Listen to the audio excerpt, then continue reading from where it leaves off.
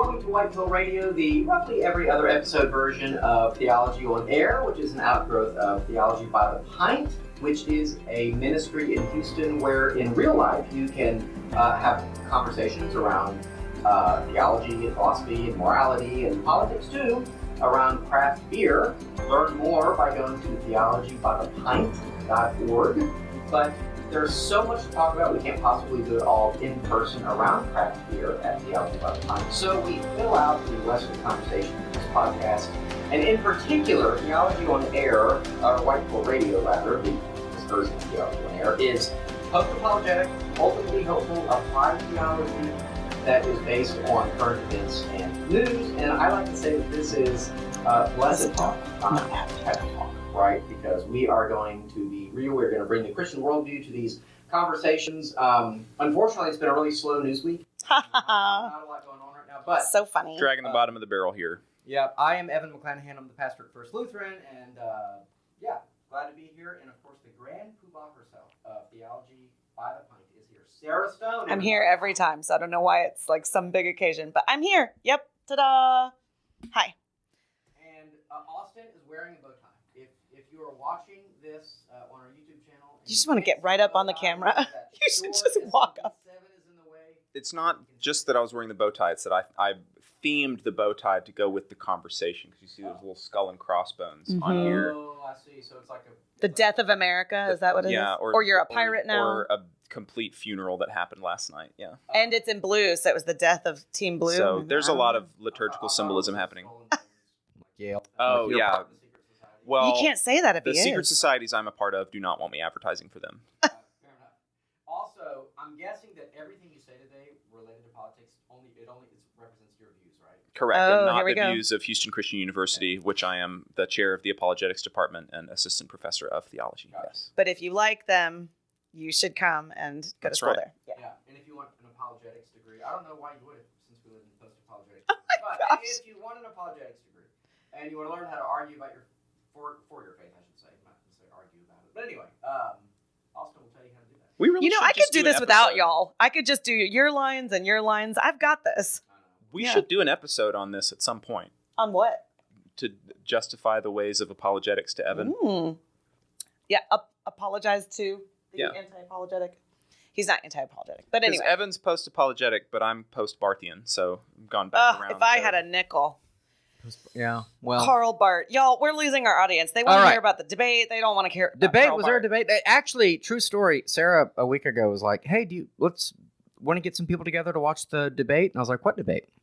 And it's only the biggest TV event in history. But we always do so many theological debates. I was like, "Is there like something at Lanier Theological Library I don't know about, or is there like a William Lane Craig debate I don't know about?" So actually, the three of us that are in this room together were in the same room last night watching the debate. So this was the first and probably only, almost certainly only, debate between President Biden and Trump. So yeah, let's just throw it around and see if anyone has any thoughts, any hot takes about the events of last night. First of all, I made debate bingo and I learned that I did it wrong. So if they do debate again, or whoever maybe takes over for Joe Biden, if they do it again, I will make better bingo. Better bingo. That's fun to say. Build back bingo. Make bingo great again. Anyway, Build back bingo better. that's good. It's very alliterative. Yeah. Last night was a lot of fun, but it also was quite sad. And I think by the time this comes out, you've already heard, if you didn't watch it yourself, that the debate didn't go so well for Joe Biden. He was wrong about some things. He was cranky. He was slow. He froze. All of those things. And Austin's sweet wife, among others, said at one point something like, I'm sorry, but do you guys feel sorry for him? Like, this is... Yeah. She was asking, she said that she felt pity for him and that she didn't feel right laughing. Like teasing and, yeah. Which, I'm going to be honest, I did laugh several times in the debate just because of the ridiculousness of the situation. I mean, we paused it several times when they started devolving into who had the better golf handicap. But that is, I think, the big tension here. Is there's a lot of people that want to say Joe Biden is reaping what he has sown. And then there are a lot of other people. I mean, I was on Twitter last night digesting everything. And do you mean X? If you say so. And it seemed like a lot of people shared this sentiment that the word elder abuse is getting more prominent. Pretty legit at this point. Yeah. So, I mean, my wife, who is completely checked out from all forms of popular culture, not just politics, she's like, look, both of my grandparents had Alzheimer's. She said, I know that look. That's the Alzheimer's look. And she had no idea that this had been the conversation point for the last 3.5 years. Oh, because she hasn't been listening to podcasts. Right. Yeah, okay. So completely objective party, right? She's the person you want on a jury Yes. if one of these people faces charges. That's true. And completely objective said Joe Biden has dementia. Of course he does. And she was overwhelmed with pity because she's thinking about the people in her family that have had it. And she said, this is not... We want a debate on actual policy, and we want a fair and balanced opportunity for each side to present the strongest form of their case, and that's not what happened. What's amazing about the dementia, it pretty much began about 7:45 last night, because surely if the team of people working with him for the past week, of whom there were 16 aides to President Biden working with him, surely seeing him on a daily basis, interacting with him for this debate, they surely could not have seen that it was this bad. Because they never would have put our nation, screw Biden, dude. This is not about him. This is about our country. And what they did is they put a very weak man with no memory, a man who was said by his own special counsel investigating him, unfit for trial. that, yes, he's very guilty of all of these crimes regarding classified documents, but a jury wouldn't convict because they would basically see him as a poor memory. That is why the House is currently trying to go after and essentially arrest the Attorney General right now, because they're not releasing the audio tapes. Mm-hmm. They released the transcripts, not the audio tapes of the interview with Biden for that. And I'm sorry, but like, is anyone ever going to put our country first? Well, this is the question I had last night was, I mean, Joe Biden tweeted 23 times during the debate. I don't know if you saw that. What? His press office did, his official Twitter account. It was basically releasing the high points of the stuff he was saying. But she said, look, if the Democratic Party wants to run Biden again, then surely their logic is, well, it's really his advisors, it's his cabinet that's making these decisions. It's his press office, all of these other people. And I said, in which case, what does the president of the United States actually do?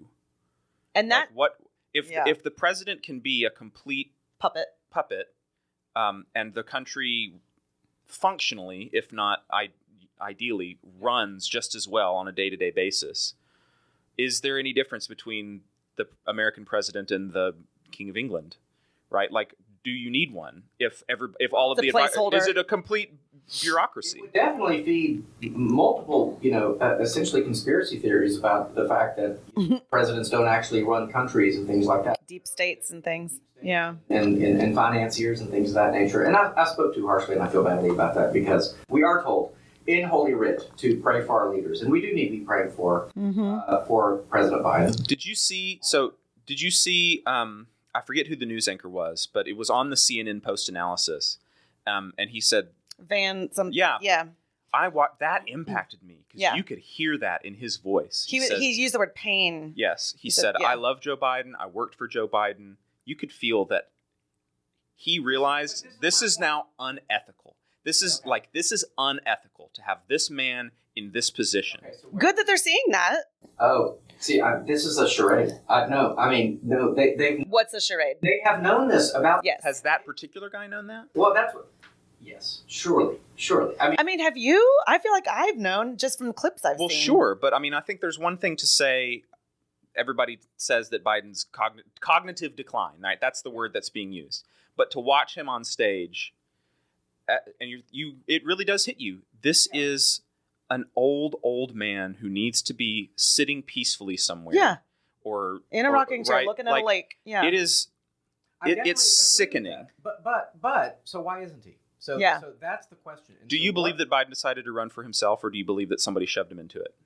Both. I think in the same way that a child can't really make a decision, you know? Kind of doesn't matter, but I do think that the powers, there are certain powers that be that find it convenient to have a guy who's kind of an empty suit. And who are these powers? That's a great question. Is it These Jill? are all the conspiracy theories. I think it's beyond conspiracy theory at this point. Yeah. Is it? Well, again, I don't know the inner workings, but there's been it's like what Jack Posobiec calls a shade war between the Bidens and the Obamas. I think they actually hate each other. The Clintons are a whole other thing. I mean, the Clintons and the Obamas hate each other. So you don't buy the fact that Biden is just Obama's third term? No, I think that's largely true. I think Biden, if you go back to 2020, nobody wanted Biden. So how do you drive those together that they hate each other and yet Biden is the cat's paw for Obama's third term? Say that one more time. So you said both that Biden is third term Barack Obama, also the Bidens and the Obamas hate each other. Well, You can use someone you hate I think sure. But can you be used by someone that you hate? if you are in this kind of mental decline. Yeah. I'm not saying but that's Jill's what's happening. not, and Biden's chief of staff, like all these other people that are supposed to be actually running the country, are not. Well, maybe they don't hate the Obamas. Here's the thing: if you cannot be prosecuted by a jury because you're basically mentally unfit, how can any piece of legislation that he signs, his signature authorizes it, meaning he understands it, he has in theory read it, he knows what's in it. How can it be valid? Could we probate his will? Well, if his signature is not valid on a will, then is it valid on legislation? Would be like, I'm sorry, we can't change the will. He's not in good enough shape, But no, this is my point. Is anyone going to put the country first? What was on display last night is that our country is weak and vulnerable right now. Like, it is being run, like, all these questions are questions that our enemies are asking.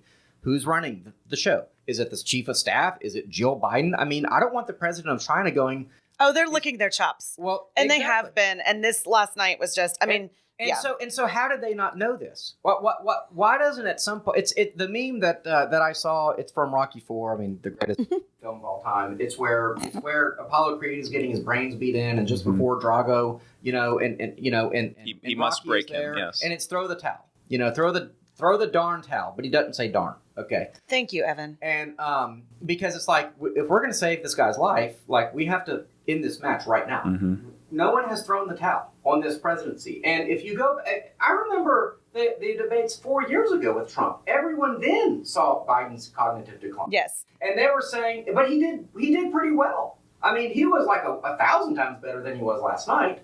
And but it's just been a steady decline, and he's not doing well. And yes, I agree sympathetically that he needs to be. But let's remind ourselves also, as you already mentioned, this is the best that he will ever be. Yes. Right. That event last night, a That's week the of top. doing nothing other than preparing for this. He had all of the questions, apparently, according to one CNN anchor. Yeah. Well, the riveting one about childcare. charitably, she would be interpreted by saying he expected all of the general questions, right? You could guess what the questions are going to be. Donna Brazile gave Hillary Clinton all the questions of the debate. Uncharitably and maybe more realistically, you could be construed another way. But right, he's doped up. He's focusing in. The drugs kicked in about 15 minutes in, and then you re-up them. That's what's all over the internet. But again, this is the height of what It's the his best of what we're gonna performance get. should be. Honestly, when I was watching it, it was bad, but it was exactly what I expected. I actually thought he did better than I expected. I actually thought that a medical emergency was like a real possibility on live television. Mm-hmm. I mean, he froze once, but only once. He also mixed up said you could every get number raped that he said. by your sister. Well, Women getting raped by their that sister. That was bizarre, where they're talking about abortion, can. and all of a sudden he starts basically saying women are getting raped because of illegal immigration. And Donald Trump's like, well, thank you for making my point. Exactly. So, yes, That wasn't the point he was making. He was saying people even here, without it being related to immigration, are being raped by their own family, which was a bizarre point to I make. do want to come back to the abortion question, because the fact that Trump is getting praised about that is kind of disturbing to me, but I want to come back to that. But I honestly, the worst thing was not his answers. There were some bad ones. It was the split screen.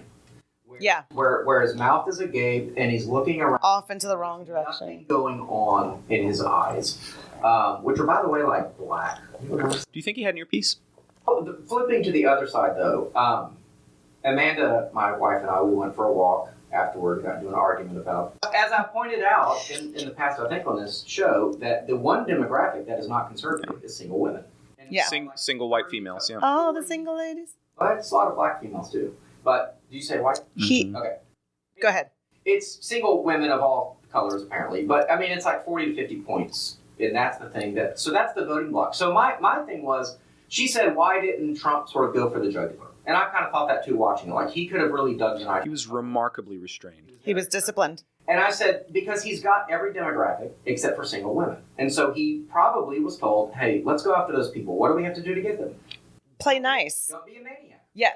Don't be a jerk. Don't kick the old man when he's down. Yeah. Let him make his gaffes. Let him follow all over himself. It is a sad situation. It's sad for our nation first. Yes. He volunteered to run as president, and he tells us he's fine, and the media lies to us and says he's fine, except for 1 second after the debate, and all of a sudden they turn.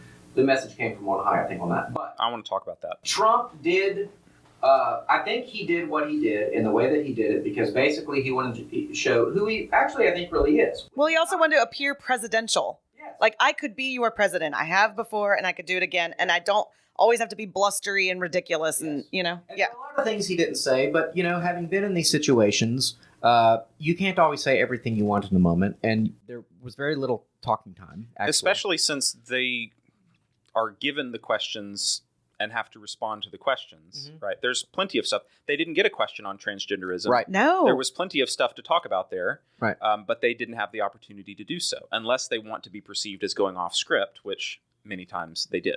Yeah, but when they went off script, at least on Trump's side, he was addressing something they hadn't closed out before.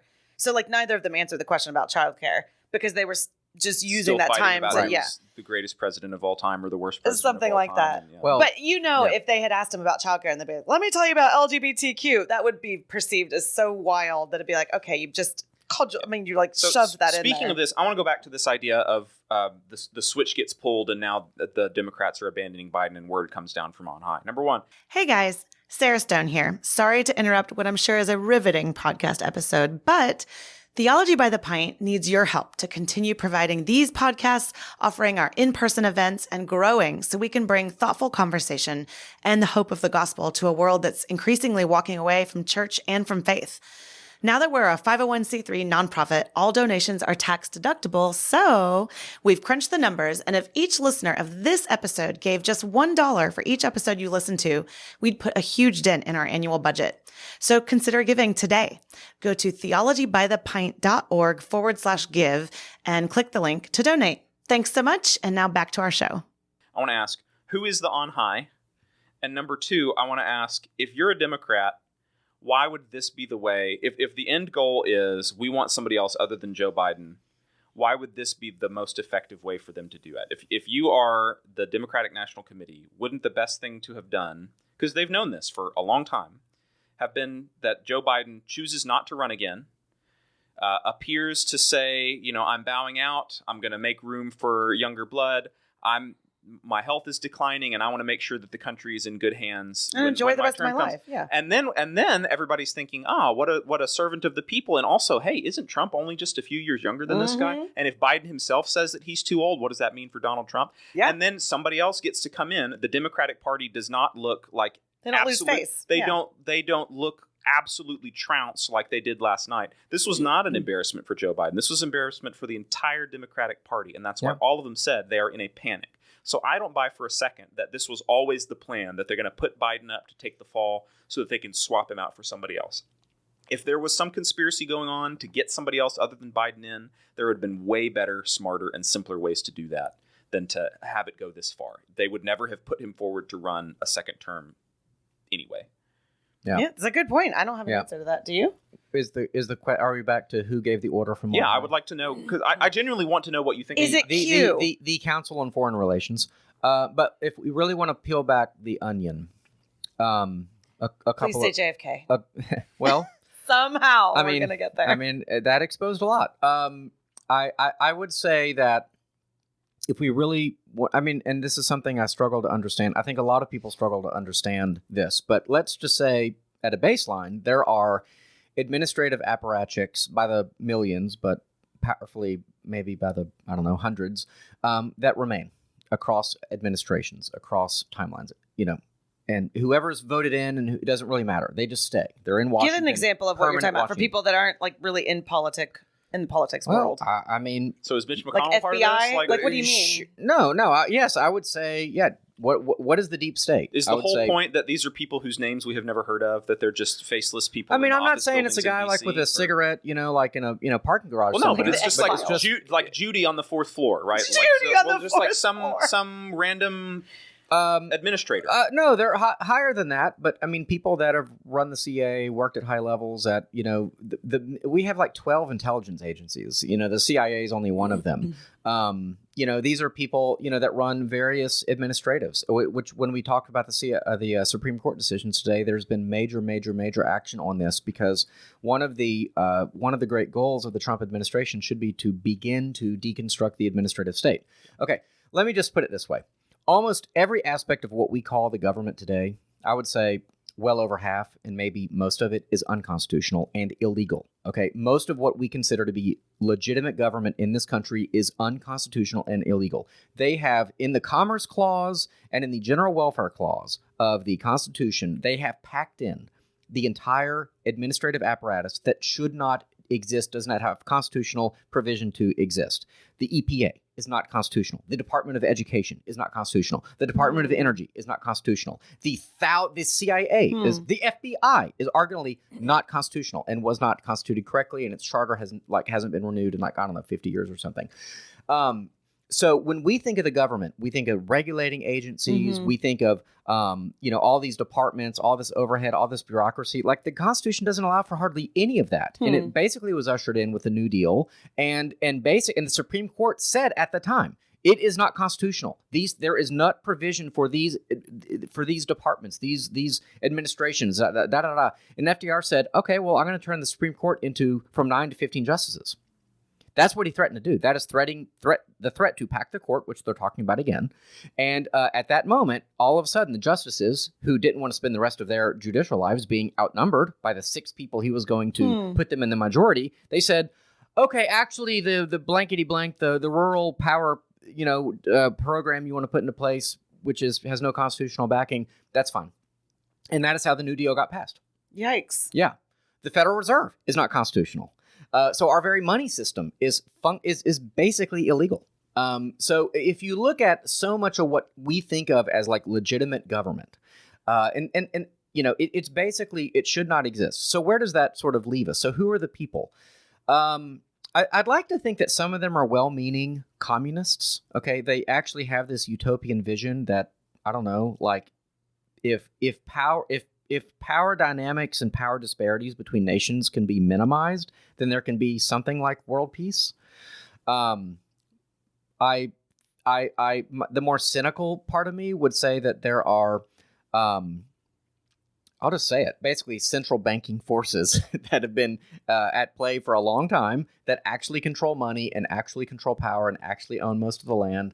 And they're sort of dictating things, but I couldn't begin to prove that, and I realize I sound like Alex Jones, and I'm not like putting my reputation on that. But I'm just wondering, like, where do I apply to become a part of this? The deep, where's shady. the elite Well, cabal? Is it on LinkedIn or? You drink children's blood. I mean, and stuff, I'd say start with the EPA and work your way up or something, so that's the big answer. BBC. And so we joke about JFK. I mean, if the thesis that JFK was essentially assassinated by his own government, more or less the CIA, that's putting it far too simply. Which was, by the way, quietly admitted by the government within this last presidential administration. Basically, it has been. They're now basically saying, yes, there were multiple shooters. Lee Harvey Oswald was one of them, which is absurd. But anyway, if that was the case, that was a coup d'etat in real time. In front of the world to see. I think there's very good example of that. And that was sort of the beginning of it being very public, but it was by no means the first act. We perfected it in other nations. We overthrew many. Our country has overthrown dozens of other governments, including Ukraine's democratically elected government in 2014, which is why all this uproar, in only looking at the Ukrainian, never considering the Russian position is not helpful, because the eastern part of Ukraine is Russian speaking and overwhelmingly voted for a pro-Russian president, and then we overthrew him. We went in and did that. The United States did that. We are the bad actor. So this is one of the things that they asked and we didn't get a firm answer on last night from Trump was how exactly are you going to end the war? And I think the most reasonable answer is he's going to stop funding Ukraine, and he's going to tell He's Putin, going to let Russia have right, what he they've would let, won. like he's going to let Yes. Russia win, Yes, which I can understand him not wanting to say, but not on take the Kyiv. Yes. public debate stage. Yeah, Well, yeah, you can't. That's the hard thing about foreign policy debates is you can't kind of expose your Tip your that's- hand. Yeah, that's the leverage you have.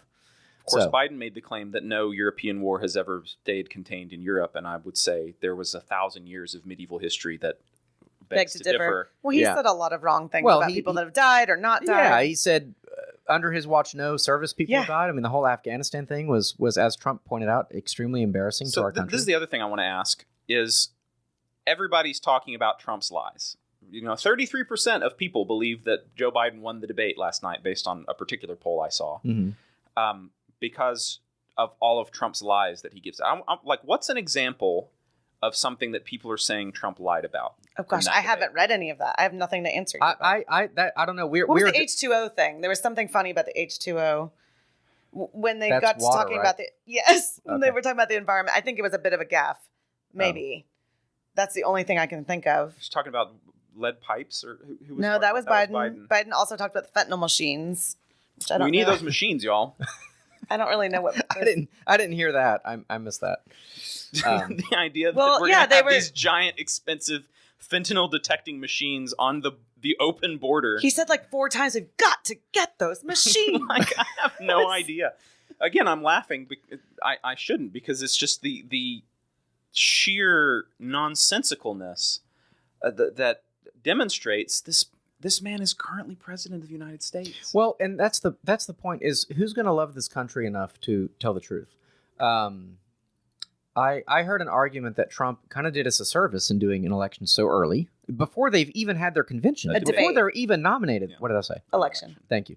The debate, because it basically exposed the current status of this country, which is that we are extremely vulnerable. We are without a leader. We are like sheep without a shepherd, and we didn't vote for whoever is running things behind the scenes. They weren't elected. Okay, so if Joe Biden was legitimately elected in 2020, I can live with that. We did that, but the guy that we voted for is non-compass menace. Yeah, Mentis. He's not there. So what? Where does that leave us as a country? Does anybody care about us? Does anybody care about the voice that we have? Like, we're supposed to be represented here, And the fact that they threw him overboard so quickly tells me, I think they realize that they're in a bad way. But here going back Did to you the hear kind of Kamala Harris afterwards? Yeah, he got a rough start. He had a rough start, but then she towed the party line. I mean, Anderson Cooper was remarkably aggressive in The- pressing the- her the- on that. I think the word came down. I think the embarrassment was so great. And he said, "Is this the man that you see in the office every day?" Oh, I "That's didn't- my point." And she did not answer that question. She said, She "Look just at his laughed. record." Oh, Right. We're not talking about one debate. We're talking about 3.5 years of what he's accomplished. well, she's And a good that's- politician in that way. That's Then an answer. Well, I mean, this is her one shot, to get promoted, and so I think. Although, can we talk about that for a second? Let's I needed this today, and I started to Google it, and I didn't finish. Like, what would actually have to happen legally for the Democratic Party to put somebody else in this position? it's actually quite difficult at this Yeah. point. Yeah. So he would have to basically, on his own, Right. cede the space and say, "I can't do this." Right? To take it to a kind of a dark place, Hunter Biden would have to see prison. I think those are the kinds of moves that get made, right? Where it's, Joe, it's time to step down. No, I'm never going to step down. Jill, no, I'll never let him step down. God, it'd be a shame if Hunter got 5 years for that tax violations lawsuit that's coming up. That's the leverage. That's how dark all of this is. You think any of this is just like, oh, he's a good guy. He's Mr. Smith Mr. Biden going to Washington. No, these people Okay, but are is there installed. no clause or something? I mean, I'm not a legal 25th expert. Amendment. That's probably coming. Okay. I think that is legit coming. I think that is a possibility that That's the thing that cabinet Nancy will- Pelosi was trying to pull with Trump. Yeah. Yeah. Okay. Yes. Which is to say, I mean, we keep starting these sentences and not ending them, and I feel sorry for our listeners that maybe aren't in the weeds and No, don't come know on, what we're catch talking up, about. listeners. No. Get on But our so level. the 25th or what's that? The 25th Amendment basically says the cabinet can vote a vote of no confidence, more or less, the president, that he's not with it, and they can essentially remove him from office, which would promote Like a Kamala, mutiny. give her a new VP in the same way that they got That rid of. Jar Jar Binks did in Okay. Star Wars Episode 3. Is that how that worked? Yeah, he moved was for a vote of promoted no very confidence, high. and Chancellor Finis Valorum. Chancellor Valorum stepped down. Palpatine takes over. Creates I've an tried- emergency powers. Hold on, I'm not done. No, go ahead. I have tried to forget all the legislative scenes from the Star Wars. It prequels, also happened but- to Madam Secretary when he had a brain tumor. Actually, Yeah. that show is awesome, and you should all watch it. Yeah, so I don't know, where were we? How would it have to happen? Voted So for he would have to Trump. see his spot. It happened with Watergate too, because they first removed Spiro Agnew, if my memory's correct, as Nixon's VP, and then I think they installed.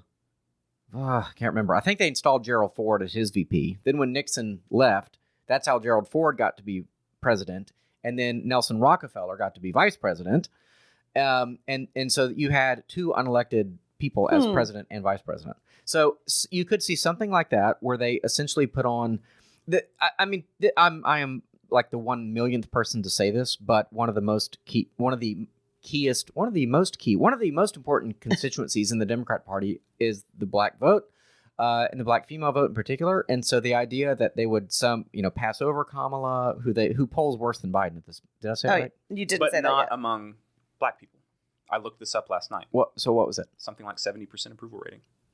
For Kamala? At the ones that I don't know if that's the most current poll, Yeah. but based on what I was looking up last night. But even James Carville, I think he was saying the Obama Biden coalition that won, in 2008 and 2012. You've got the rural, the Midwest voters, because you've got Florida. I mean, Obama won Ohio and Florida. Wasn't that so long ago? So those people are not going to vote probably for her. So Okay, but so back to he has to step down of his own volition, or someone has to convince him in a shady way, like you're talking about, like extort him. we're all of the above. But he steps down, and then what? Then Kamala steps in, because there's all kinds of chatter on the internet right now about other people, like Gavin Newsom or Michelle Obama. So you think Kamala would have to say, "Come on over"? Is Kamala in charge at that point? She would get a VP, right? She would get a new VP in the same way that Nixon did, because they got rid of Spiro Agnew first. That's how this was part of the Watergate plan. Like, we're going to go after, we're going to get him out of the way, get him off the chessboard first.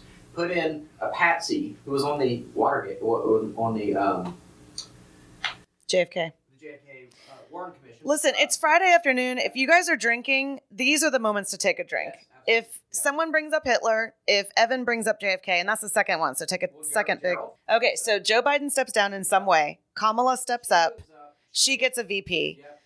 But then why are people talking about people like Gavin Newsom and Michelle Obama being the next actual Because candidate? They still have their convention, and it's possible. I think it might be complicated, but it's especially if Joe Biden's out of the way, they could throw the delegates that went for Joe Biden. They could throw. They also have these weird super delegates. Yeah. In the Democrat National Committee, I don't know how it works, but it's essentially how Hillary won, because Bernie Sanders had more delegates, but she had all the super delegates. It's like having a super swipe on Bumble and Tinder. Yeah. It gets you extra. That's how I'm dating the guy that I'm dating right now. Wow. Super swipe, baby. Okay. Just trying to make it relevant for the people here, Okay. So, Anyway.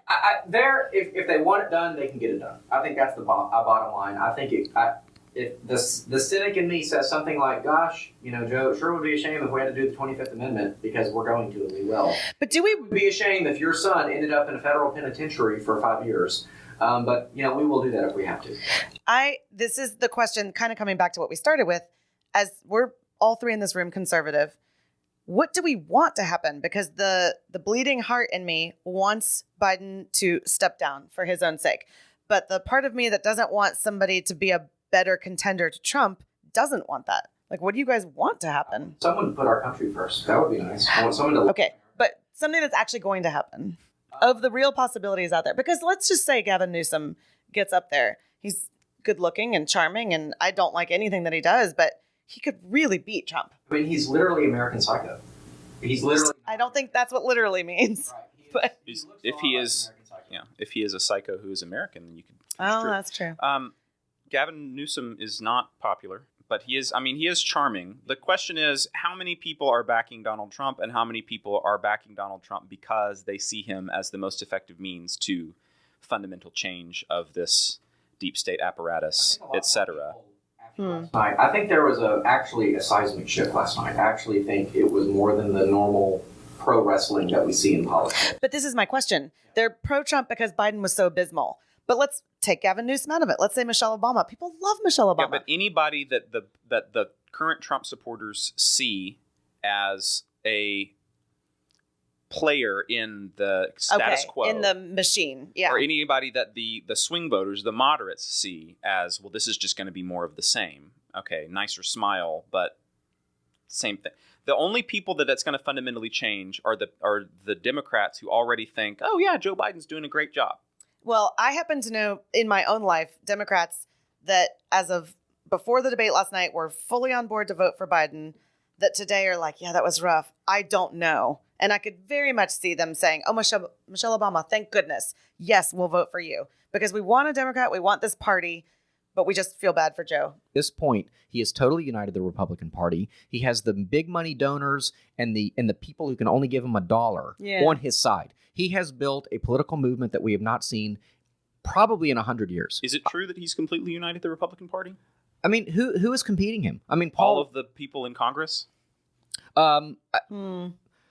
Okay, I think they're coming around, and I think that when he has the power, I think they'll bend the knee. Did that happen last time? No, I think he's come a long way since last time. I think 2016 and 2024 look very, very different. There are still plenty of never Trumpers out there. Okay. There are. I mean, I've spoken, and not every single Republican likes him. Okay, that is true, and I think most of Congress is basically like blackmailed. So I don't think that they speak for ideological purposes. Do we want to pick a couple of the policies from last night or some of the question, like the content of it, and talk about it before we move away from this? Wasn't really a lot of concrete stuff about Israel. No, there wasn't. Which makes sense, because that is the most divisive thing about Joe Biden right now. Okay. But he wasn't exactly pro-Palestine. Well, no, I mean, Joe Biden, when he was talking, he came out very strongly in support of Israel. Yeah. And condemned Hamas, which good for him. Yeah. Right? But the other alternative Democratic candidates are also in that same position. Yes. Right? Like Hillary is never going to give up Israel. Right? To what extent is it the case that, as the conspiracy theorists say, it's because Mossad has Epstein information on all of these people and will release it? I forgot about the whole Epstein thing. Yeah, but I will leave that to the audience to determine. But, I mean, I don't know what Gavin Newsom's position is. I don't know, I'm speaking from ignorance. Does he have a more Palestinian leaning than, Michelle is not, Hillary's not, any of the other random people that nobody knows their name are all going to be... the abortion thing I wanted to... Yeah. I heard a lot of people say, oh, Trump gave this great answer. Here's the strategy of Trump. He's going to basically say, I'm for states' rights, but they want to kill people up to 9 months. Very few, even I would say, as horrible and disgusting as partial birth abortion is, and it is literally infanticide, and yes, it's that time, it's fairly rare. Most abortions take place 20 weeks or before. Probably the overwhelming majority of abortions take place in that time. Trump came out in support of abortion pills. Okay, abortion pills can be taken by the mother without a doctor up to 12 weeks. You ever seen a 12-week fetus? Come to my church sometime and look at my fetal models. It is a fully formed human being with all of their fingers and toes and limbs and heartbeat and brain activity and eyes and ears and nose. That is a human being. And Trump on stage last night said you can chemically burn that thing alive and basically have it come out of you when you're using the bathroom next time. That is dark. That is very dark. And for the pro-life Republicans afterwards say, oh, Trump did such a great job. Really? No, I don't think that's great at all. He really didn't defend life. Are they saying he did a great job on the matter, or that he on the optics? Probably. Right. Which is maybe what they're saying. Let's be cynical here. Let's be dark. If this is the current American political climate, then what is what is basically the only issue on which the Democratic Party is campaigning? That. Right. So if Donald Trump says I'm not going to take that away, Yeah. then you're hamstringing the Democratic campaign. Yeah. It's good cop, good cop. Now, I'm not saying Donald Trump is pro-life. He's not, right? A lot of Republicans are not. But here's what he could have done. I mean, it's easy to say coulda, shoulda, woulda, but you got to know this question's coming. You could have said, I appointed 3 justices. We got rid of Roe v. Wade. It's a state's issue. Politically, that is what should happen in our country. However, Personally, abortion is as repugnant to me as slavery, and I believe we need a national emblem because I love human life. Ooh. Point, I'd vote for that. I am going to make sure, I'm going to do everything in my power to get us to a point to have our economy strong enough to have enough housing in this country so that people can start families and have big families, one person working and one person staying at home. Be the party of not just being pro-life, but yes, truly being pro-family. Yes. Like saying, I want to get back to the day where you can have 4 or 5 children in your home, you can send them all to a parochial school, and you can have only one person working. Yeah. well, Evan, this is a... Go ahead. we all are amening that, and we would vote for that. Do you think if he had said those things last night, he would have gotten more or fewer votes? I think you'd get more votes. I think you always... I think that's so optimistic. I agree with the sentiment, but I think he cast as wide a net as possible. I'm just thinking about the pro-life people are still going to vote for Trump, even though he said that. No, I was pretty surprised that Joe Biden framed it in the way of like, well, this is a terrible thing. Nobody wants late-term abortions. That's the dementia kicking in. Right. He's reverting back to an old thought pattern. You know? Like he kind of has some similar... Pre-2008, yeah. Yes. And it's like he used to be pretty reasonable on all these issues. He used to be for a closed border, you know? I mean, this was the guy that put forth the 94 crime bill that everybody helped. To stop those black predators, right? So yeah, I was pretty shocked that he came out and said several things of that nature. Yes. That seemed to be cutting his own legs out from under him. Yeah. Or just old talking points, like the you had very to fine sort of- people, yes, you right? had to Like I scratch was your eyes. shocked. Me too. I was shocked that Oh, he yes. not just that he mentioned it, but that he spent so much of his time talking about that. Who believes that? Say quickly for our audience, if they didn't watch the debate, Okay, at least. so the idea is that Donald Trump called the neo-Nazis at the Charlottesville rally several years ago very fine people. I mean, literally, the next words out of his mouth were, "And I'm not talking about those," right? And Joe Biden doubled down. Like Donald Trump came out and said, "Nobody believes this anymore." Even CNN has said that this is disinformation. Snopes just recently came out and for all their leftist leanings, declared that this was not true. And yet Joe Biden on the presidential debate not only said it, but spent a good portion of his, 2 minutes talking about this. And then when Donald Trump points out the information that nobody believes this anymore and that it's verifiably false, he doubles down and says, you can't tell us because we all saw it with our own eyes. That was flabbergasting to me. Yeah. Well, you made me think of that when you said it, or whoever said the pre-dementia. Like you go back to your pre-dementia stuff, your talking points. I think he also was fed a few things like when in doubt, say this. And one of them was the insulin deal because he came back to that a couple times. There was something else. Maybe. Anyway. I'm looking at my sound. What is my sound doing? Is my sound working? I should hope so. Sorry to do that. Okay. Yes, it's working. Okay. It is now anyway. Uh-oh. I might be doing some volume things later on this recording. Okay. What was I saying?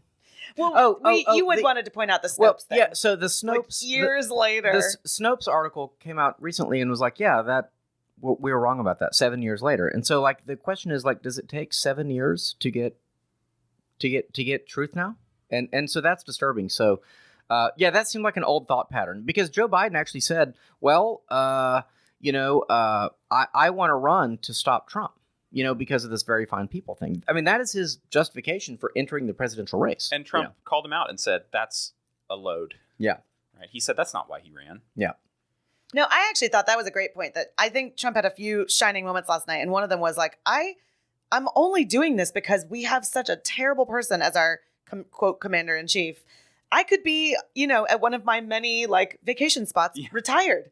Not under, all of these indictments, and I could just be playing golf and having a great time. Yep. But I'm here because someone has to do it. Yeah. I I also really liked his response to the January 6th thing because it was so polished, and he got defensive about some stuff, but the first thing he said when they asked about January 6th was, on January 6th, We had a mostly closed border on January 6th. We were almost energy independent. Yeah. And he listed various things that were really working well. That was just rhetorically very smart. I don't know if someone told him to say that, but. And people don't really care about, I mean, I don't think people really care about January 6th anymore. I mean, do they? I think some people do. Yeah. I think the people that do, though, are probably never, like in 1,000 million years, going to vote for him. So, again, I think he's like, for the people that are like more worried about the cost of milk, yes. You know, I'm a stable presence, and these are the things that I can do to. Well, I mean, they CNN got him on camera saying, "I will not pursue political retribution against my enemies. Mm-hmm. Yeah. I will abide by the results of the election if they are fair. And just." Mm-hmm. Yeah. What else do you want him to say? Yeah. Also, I hope he does exactly what was done to him to his political enemies. He has to. You have to at this point. I think we are living through a cultural revolution, and Do you think Trump is Julius Caesar? I don't know enough about Julius Caesar. No, I think you by the law. Okay, if laws were broken, and we'll get to this with the Supreme Court, I believe they actually have demonstrably been proven to have been broken now. If laws were broken to persecute the J6ers and to persecute Donald Trump, then you have to go after those people that broke those laws. If that means you impeach judges, you impeach judges. If that means you arrest the attorney general, that's what it means. But it has to be done. We are living in a lawless time, and in the free society that we want, it only works if the social contract is honored. People have to personally be self-governed and choose virtue. We have to believe in a rule of law. We have to believe in the system where basically words on paper can govern the actions of men. And it's very hard to do that because power might usually makes right. What we're trying to say is that no, this system is what makes right. That the pursuit of the truth, that the pursuit of honor, that people will live honorably and virtuously. That is what actually makes this thing work. And so when you have a fundamentally lawless going after Trump in the way that they have, I think it's like a post-constitutional America. And I think how do you get back to that? You use the Constitution to display the lawlessness that's there for all to see. So, why do you think it's taken so long for the congressional Republicans to release the full footage of January 6th as they promised to do? Well, I have heard different things about this. One is I heard they wanted to scrub the faces, which to protect privacy. They opted against that because it was taking hundreds and hundreds and hundreds of hours. The other is that it was taking staffers time to go through things and earmark things. I don't know what they were doing, but they said it was incredibly time sensitive. I think the reality is that this is a bigger topic, but I think that what happened on January 6th, if you look at the first breach, let's just say this. If you look at the first breach, right? Get ready to take a drink, y'all. Donald Trump was still speaking. Okay. Mm-hmm. So, and it's, I don't know, a 30-minute walk from where he was speaking the ellipse to the Capitol, or let's say it's a 10-minute walk. Still, he did not sick the mob onto the Capitol. People were already there, ready to go. There's lots of footage of people being let in, getting fist bumps from the police officers. There's also lots of footage of, at one point, the Capitol Police up on deer hunting towers shooting rubber bullets into the crowd. Yes. And provoking them into... And tear gas. Yes. Provoking them into what? Into saying, these people are shooting at us and launching tear gas at us, and all we're doing is standing here exercising our right to protest. Screw these people. And there's the break the barrier down. There's the newly released, as Trump pointed out, documentary film of Nancy Pelosi's daughter that was just now released, where she is on video saying it's my responsibility, that this is my fault. I'm a little confused about the Nancy Pelosi thing, because it sounded like she was saying that in the way that a grandmother says, this is my legacy. I should have protected things better. It didn't sound like she was actually saying I'm responsible. More just like I feel guilty. But I feel like we should have had more police presence. But as the Speaker of the House, she actually was responsible. It was her job. The president protect the space. The president can recommend the National Guard coming in, which is what he did. He recommended 10,000 National Guard troops. There is a paper trail. There are eyewitnesses of all of that, and it was denied by the D.C. mayor and by Nancy Pelosi. Why? Okay, I guess it's just there's different levels of responsibility. That's fair. Nancy Pelosi maybe rhetorically she wasn't actually taking legal responsibility. In the same way your lawyer will say, don't ever apologize if you cut the guy's arm off, you cut his left arm off and it was supposed to be the right arm. The doctor can never apologize. Rhetorically, I do also think it was interesting that when Joe Biden started talking about January 6th, the only thing he could mention were people overturning chairs and desks. I didn't remember that. That was it. That was the extent. There was the picture of the guy. Of the horror that happened that day was the furniture was disarrayed. well, there was Ashley Babbitt who was shot in the neck by Secret Service or Capitol Police. Yeah, so she was actually killed, and multiple other people who were killed, but no police officers that day. But there was the picture of the guy, on at Nancy Pelosi's desk, which is his boot up on the desk, and he's in prison. Yeah. But Joe Biden doubled down on that as well and said every single one of those people absolutely deserves to be behind bars. Yeah. One of the but one of the major cases that came out today at the Supreme Court was the I think it's the 1512C case, which is basically the way that a lot of these folks are in jail, and it's basically half of the case against Trump in the DC Jack Smith case.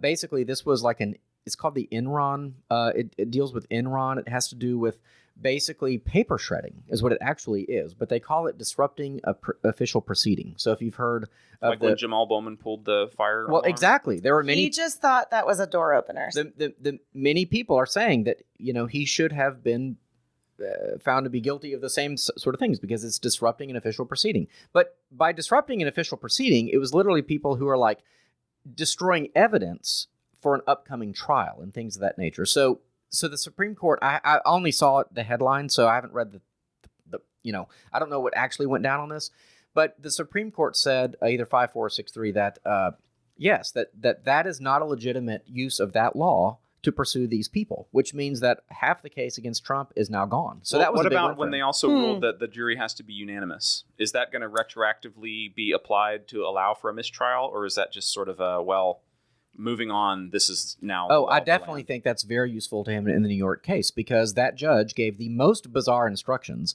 of saying you all need to find him guilty, but you can find him guilty of different charges. Yeah. And they never said what the underlying law was that turned misdemeanors into felonies.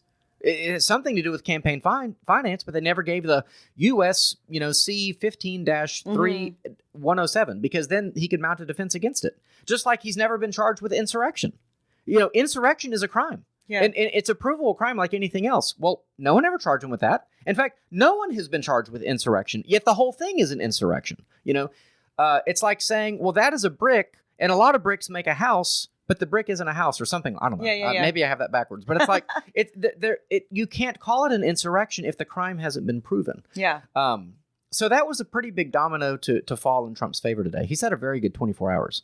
And the other one related to the previous issue, the Supreme Court case, was the Chevron deference case, which, long story short, years ago, the Supreme Court decided in a case, I think, against Chevron that regulative agencies like the EPA, they effectively act as their own executive, legislative, and judicial branches. Basically, they can go into, say, the fishing industry, which is who brought this particular suit. And they can say, this is how you have to operate, and if you don't do it, you can be fined, which is essentially legislative. Mm-hmm. It's essentially judicial and executive all rolled into one. We have our own courts. We'll find you guilty. By the way, most of these agencies have SWAT teams, like the IRS has people like armed to the teeth, which is kind of bizarre. But troubling. So that's called the Chevron deference. The notion that basically the court, that the legislative body of the federal government will basically just say, let the agencies do what they want. Last year we had the West Virginia versus EPA case, and today we got Chevron deference. Overturning those two things is massive, absolutely massive. Because if these agencies cannot regulate on their own, put it this way, do y'all know how hard it is to pass legislation? It's virtually impossible. You need majorities of both houses. You need to overcome a veto, perhaps. You have divided government, bicameral legislature, two political parties that hate each other. And so if you have to pass legislation for the government to regulate you, we'll have virtually no regulation because no one would ever agree. You would actually have the government working in the way that it's was to do. But we haven't had that for 40 years because of the Chevron deference case. So the government has willy-nilly been able to go to a farmer who has a hole in the ground full of water. I'm sorry, sir, you can't have that. That's a pond. And we're going to fine you 1,000 days till you backfill it. or these crazy cases about, well, our dairy farmers, if milk spills on the ground, they're, causing pollution or something. I'm exaggerating, but Sure. not by much. Also, Apple and other large manufacturers who are venting toxic chemicals next to people's residential areas and making people sick, like that. Who's going to keep that? Who's going to regulate that? Yeah. How do we stop? And this I don't think that's rhetorical. This is also immediately relevant to the other case that the Supreme Court just decided, where they came down on the side of Apple and Facebook and Twitter and all these other things to say that the government has an interest in being able to censor information on these platforms. I don't think they actually said that. I don't think they actually have made a decision on the merits. In multiple, the AG of Missouri and Louisiana, who's now the governor of Louisiana, have both said they're going to try to run this back up the flagpole in a different way. They had 5. Basically, they cobbled together, not in a bad way, but they had 5 people who were the people who supposedly would have the standing. And they made it to the Supreme Court for censorship, and the Supreme Court basically said, you can't really prove that you were harmed by this censorship. Mm-hmm. And since you can't prove harm, you therefore don't have standing. They kicked it back down on a technical ground. I don't think that case is over. Well, getting back to the regulatory issue, like I grew up on a cattle ranch, right? I grew up in an area in which environmental protection is important. And if I'm a farmer and my crops are being ruined because there's a Boeing factory next door, I need a bigger brother to come in and help me. Like, that seems to be a legitimate use of government power. Well, then I would say that needs to, if it's such an obvious thing, then that should be, I can't say I really know the answer, but I would say there should be a legislative process avenue for a due process. But what's this particular case, basically, you're more or less guilty. You have to prove your innocence. So, for example, when fishermen go out, I think this is what this case is about. When fishermen go out, they have to pay for someone to monitor them as they fish, or certain equipment to monitor them as they fish. And if they don't do it, they're presumed to be guilty, more or less, of committing an environmental crime. And so their point is, wait a second, you're making it so cumbersome and burdensome for me to do my job. And all I want to do is go catch fish, and you're mandating that I have to pay for my own oversight. And it'd be like an employee, paying for his own boss. And yes, we want clean air, we want clean water. The question is, have these agencies, and I'm just picking on the EPA, but there are 1,000 other ones we've never heard of. Do they get to work? Do they get to function in such an autonomous way? Well, the concern is valid. I think that all of these agencies that are their own judge, jury, and executioner are also headed and staffed by unelected people who are appointed by the president and the executive branch. Right? So all of that can be ideologically driven based on who is sitting in the Oval Office. Yeah. And that is pretty scary. Especially when you're constantly hearing about the various things are a threat to democracy. That doesn't sound like a democracy at all. So one of the things that I hate the most in public politics is this concept of public health. Oh, absolutely. Right? Because you can pour anything into that, in that phrase, that can mean including gun violence now.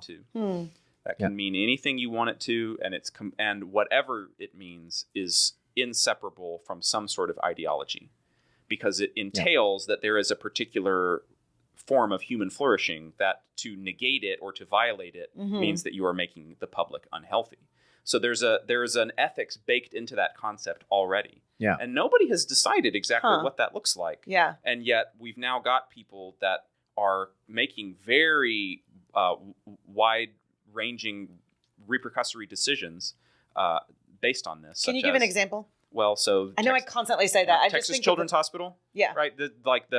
The committees that like WPATH and these other things that are advocating for best practices in minor transgender surgery, which are basically this handful of radical people that don't actually represent the vast majority of doctors, surgeons, and other medical professionals in the United States. And they're saying, if you want funding, this is how you've got to do this. Okay. Because this is what it means for public health. Yeah, for this 11-year-old to be healthy is like you've got to chop off their penis in this particular way. Yeah. And if you decide that maybe you don't want to mutilate their genitals and permanently sterilize them, then, we're going to present a lawsuit against you. Vivek Murthy, the Surgeon General, just came out with a thing about gun violence. And same thing. So it's like public health and gun. I mean, yeah, if you get shot in the arm, that affects your health. But the idea that gun violence is this public health thing. I mean, what does the Surgeon General have to do with? Remember when they put warnings on cigarette packs? I mean, that makes sense. Stay in your lane. Yeah. Surgeon General. But no, I agree. I mean, it's going to get to the point where basically to believe that capitalism is good is going to be a public health emergency, right? Mm-hmm. We can't have these people running around thinking that capitalism is good. That's a public health to everybody because they're going to, this is how Orwellian they are. Hmm.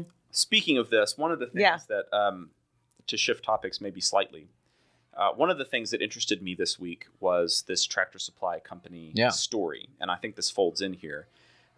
Tractor Supply Company, again, I grew up on a cattle ranch. Like I'm a rurally minded person. Do you know how to lasso cattle? I want our audience to know the many things about Austin Freeman. Can you? That is not the sort of cattle ranch we ran. Ah, okay. I'm just picturing Yellowstone. You're out there herding. I've never shot anybody. Yellowstone the park or Yellowstone the TV show? The Kevin the TV Costner show. Okay. Yes. So Tractor Supply Company, obviously their demographic is people that own tractors and need other sorts of similar supplies, which are overwhelmingly conservative. And came out on Twitter that the corporation is funneling something like over $100,000, like hundreds to the tune of hundreds of thousands of dollars of company money into pride parades and DEI initiatives and mandatory sensitivity training and global warming. It sounds like a joke. Right, like all this other stuff. And so you guys can go and research it on your own. Robbie Starbuck is the one that originally broke the story. And their stock absolutely plummeted, like worse than Bud Light. Wow, really? Yes. I didn't know it was that bad. Yeah.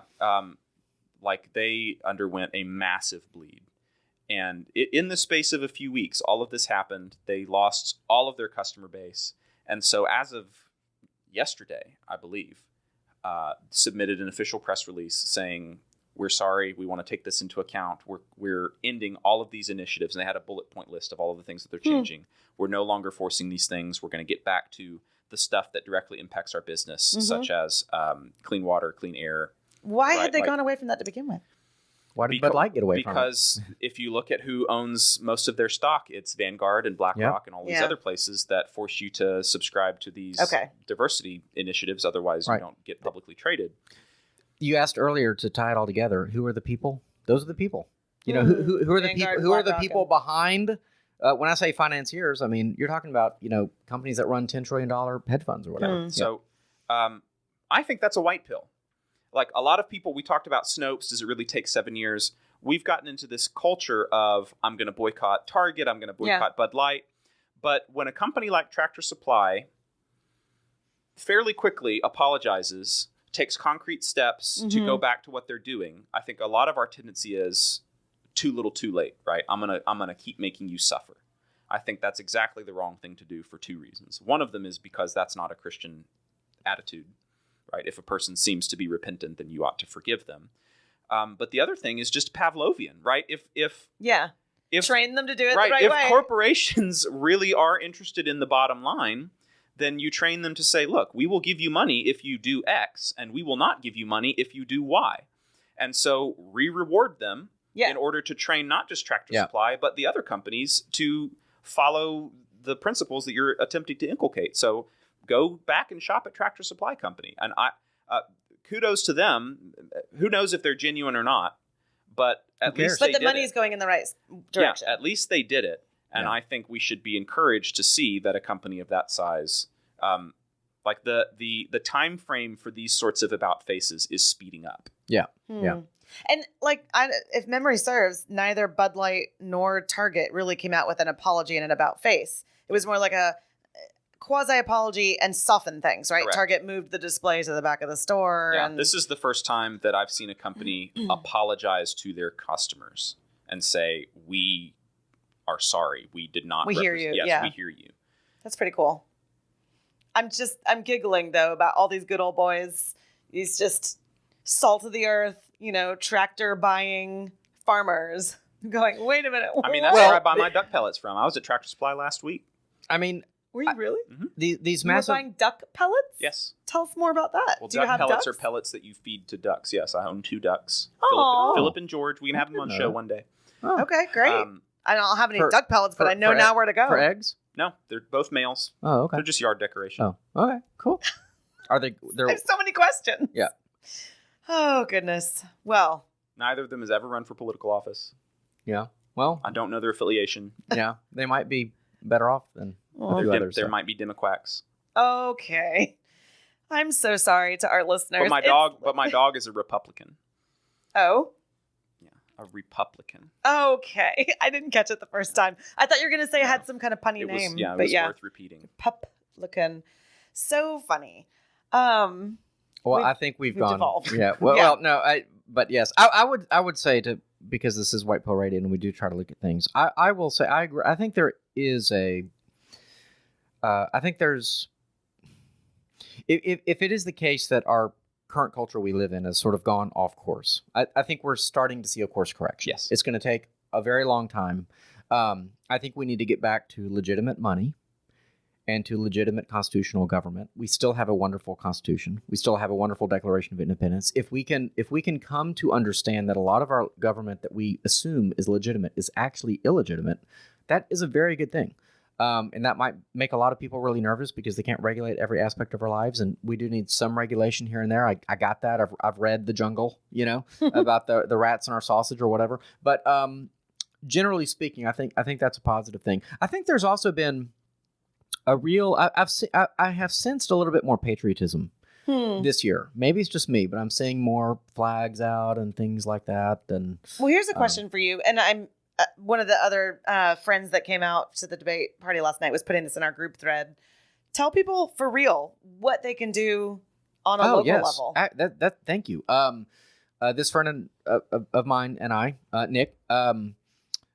We'll shout out Nick. Nick listens to the podcast. We haven't done that. We also have to shout out your wife. She listens so that's- faithfully, and we have never. That's kinda sad. Amanda McClanahan. It's kind of sad though. Like if that makes it sound. Okay, well, I will. She said I was one of her favorite guests to have on here. That is true, and that is also true. Amanda Okay. McClanahan, thank you for listening. He and I are both faithfully. precinct chairs. So, for example, we live in Houston, in Harris County. There's about 1,000 precincts in Harris County. Half of them do not have a precinct chair. What does a precinct chair do? They're a volunteer that tries to register voters, that tries to get out the vote, that goes door knocking, that might text or call people in your precinct, which might be, 500 households or something like that. Is this per party? Yes, per party. Yes. And the Republican Party is way more grassroots than the Democrat Party. In fact, it is a ground-up party, and the Democrat Party is now technically not. I mean, it literally, that's the whole superdelegates conversation. There really is Interesting. very little grassroots activity at all at the Democrat level. Now, they pay people to go door knock, but they're at the Republican Party, and they'll do that too. But bottom line is, yes, so you should either be a precinct chair. If your precinct does not have one, we need all the billets filled, so to speak, or you should know who your precinct chair is. It's not hard to find out. Call your local county Republican or Democrat party, if that's your thing. Find out who your precinct chair is and find out how you can help. Show up to events. Door knocking may not be your thing, but maybe putting, hangers out on doors Or something texting. like that. But being involved in your local elections have way more impact on your life, generally speaking, than national. Although I think that we're kind of at an existential turning point at crossroads in America right now. But all elections matter. And if you want to have a voice in the secession movement, then that's a joke. But yes, I would encourage you to find out who your precinct chair is. And if there isn't one, then become one. Well, Evan, what about people that are concerned about the integrity of our elections and say, well, it doesn't matter what I do because... Oh, that's a good question. You could do like my aunt did and move from Georgia to Mexico for that very reason. It's a very real conversation in my family. And different states do things very differently. In Louisiana, there is absolutely no paper trail at all. It is a top-down system. Every parish is the same. At least in Harris County, because this is a serious concern of mine, and I work almost every election day to keep an eye on things. We do have a piece of paper that records our vote, and that goes into a scanner. And people that I've talked to that are running for office will tell me that they think it's a system that works. I don't know for sure if it does because it is connected to the internet, and I don't know if it's possible to be changed later or what. I do know that if you don't think the election was legit, you can pay to have a hand count of those ballots in Harris County, but it will cost you, and it might cost a lot of money because you have to pay people to count all those ballots. But there is that recourse as a worst case scenario. I can tell you that in Louisiana there is not that recourse at all, and I'm actually quite, I had to say, I'm quite cynical. I don't think enough changes have been made. People think he's a nut, but Dave Clements made a film that's available. It's called Let My People Go. It's a 2-hour documentary. If you want to get into the weeds about how these voting machines work, you should watch it. It's free. It's on Rumble, I think. My mother hosted him in her house. So the man is impeachable character, unimpeachable. Even if you have all of those concerns, you would still say people need to vote. Yes. Okay. Yes. So because it makes cheating by either party. This was a concern in 2019 that Republicans were going to be cheating. We need to get rid of voting machines. I think it's crazy that Taiwan can vote and have the election results known that day. No machines. That India can vote. Talk about a diverse country with 1 billion people. Big. They know. Yeah. They know and trust the results. France can vote, and all of Europe has a ban of machines. It's we don't need machines. There are many, except if they can detect fentanyl. We need those. Need more of those. You don't need machines to vote. You simply need precinct level voting, same day voting, and you can count the votes as the day goes on. Mm-hmm. I will tell you, how many people do you think show up now I haven't worked a presidential election day yet, but the most people that have ever shown up to vote at my polling location is like 250 at most. The other time, recently we worked, it was a runoff, 65 people showed up to vote all day in 12 hours from 7 a.m. to 7 p.m. 65 people. You don't think we could record those ballots? I mean, come on. It can easily be done. Yeah. There is not the will for it to be. I mean, everything they say that that voting machines should give us, we don't have. We don't have speed because Biden wasn't declared to be the winner for 4 days. Yeah. And they say accuracy. We don't have accuracy. Look at what is going on in Georgia. There are many reports that have come out and say they have done 3 recounts and every one of them came up with a different number. We don't know. We do not know. There are 7 million people on the voter rolls in Wisconsin, and 4 million people are eligible to vote. Every voter roll in this country is way off. So I don't know why people aren't more concerned about it. I don't know why people who don't like voting machines are considered to be conspiratorial or crazy. We don't need voting machines. We should not trust voting machines. The Democrats told us that for a very long time. The Haldeman report demonstrated that. He literally, Nina Totenberg, she's an NPR voice. Her sister is a judge of a case right now in Georgia. And in that case, this guy basically hacked a voting machine in front of her. This was like 3 months ago with nothing but a pin. It can be done very easily. These machines are very hackable. And yes, they're on the internet. So I don't know. I wish I knew the answer. But getting more involved means you've got eyeballs on it. At least we should have poll watchers. We should have, and you get paid, by the way, to work at the poll. So. You get paid better than my daughter gets paid right now at the restaurant. So, I mean, get involved. And they're looking for people. Get trained up, get your $17 or $20 an hour or whatever it may be, or be a volunteer poll watcher, but have more eyeballs in the process. I am concerned, though, that it's what we can't see. But since we're out of time, I wanted to leave people with actionable. Yes, absolutely. They can get involved locally. Yep. They should still vote. Thank you for doing that. And no, I'm for real. Thank you for doing that. Yeah. If people are not yet registered to vote, how do they do that? In Harris County, go to harrisvotes.org and register. You have to do it 30 days before the election. So don't be showing up at the voting poll that day and being like, hey, I need to register to vote. No. Yeah. I can't say how to do it everywhere, but probably your county has the either it's Googleable. Secretary of State or the county voter registrar. Yellow card in my mailbox. Yes, if what is mail? What are you talking about? That's crazy. Yeah. Another one of these huge federal systems that. Yeah, so whoever you're voting for, whatever team you're on, register to vote by all means. Mm-hmm. And something like 30 million Christians in America do not vote. Yeah. If Christians voted, we would never lose election, assuming we would vote in the same way, and that's not a given, but generally speaking, we would never lose another election ever again. Speaking of how Christians vote, just a plug as we're closing out. In October, so we have monthly events coming up. In fact, if you don't want to get involved in any conversations like this, but you like what we do and you want to support us, but you like burgers, on July 18th, you should just come to Hop Dottie Burger Bar in the Heights, eat a burger, drink a shake, get a boozy shake if you want, have a beer, get some truffle fries, and 20% of the money is coming back to us. That's July. Then we have our regular events in August, September, October, but our October one is about who should I vote for? And we're going to have a Christian Republican and a Christian Democrat. If I can find my people to go head to head on that, and it should be pretty good. So you should come to our events, theologybythepint.org, to find out everything you need to know about everything. theologybythepint.org, flhouston.org is where you can find me. Where can people find you, Austin? I'm on Twitter and Facebook, and I usually am posting just about books that I have read and what I think of them. He reads a lot, you guys. You're a fast reader. It's my job. But also, all three of us can also be found on the leadership page for Theology by the Pint.